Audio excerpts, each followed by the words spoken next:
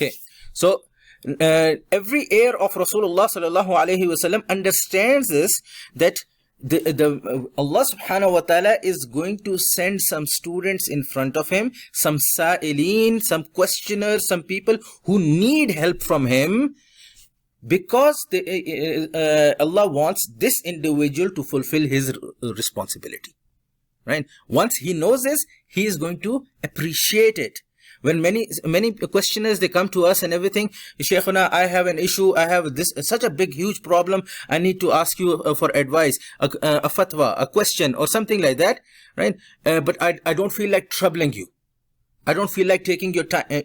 So we have to go out of our way to tell them, understand that it is our duty that we must help out. We have already spent our time acquisition of the knowledge and everything. Now if somebody comes to us, now we feel duty bound, we must help. So don't apologize for asking us the question.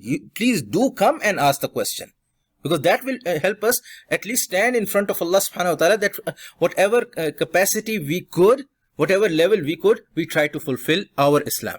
So from the student perspective, what we realize is that the desire of helping out, wanting to help or making khidmah for somebody else, that is an inherent quality of our iman as a Muslim.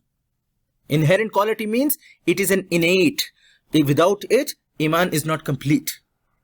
Right? So if you feel like, oh, I'm very what kind of individual? I'm a very introvert person.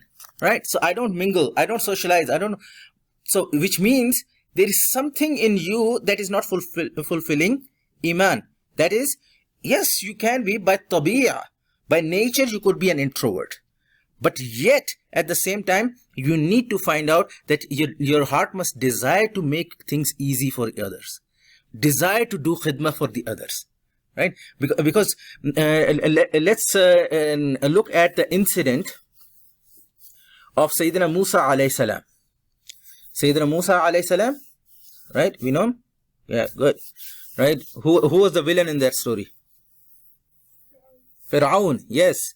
So when he was running away from Fir'aun, he went to which city? Anybody know? Madian. He ran to Madian. He went to Madian, and it was a long, arduous journey that he had taken. In fact, Allama Alusi Rahmullah had mentioned with regards to his journey that it was so treacherous, so difficult, and he didn't have any food, that throughout the journey he did not have any provisions, because he didn't know like, oh, I'm going to stop at the Tim Hortons or anything like that. There was nothing there. So throughout the journey he was eating leaves. By the time he reached Madian, he had lost most of his strength.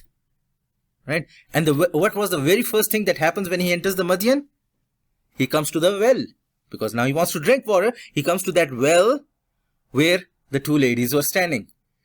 What thought went in his mind? I need to find a job, I need to find this, I need to do this. No. These ladies are standing aside from the group of men who are doing their work. They're drinking all the water and everything. Who's going to help these women out? The khidmah was a service even in his position where he had lost everything.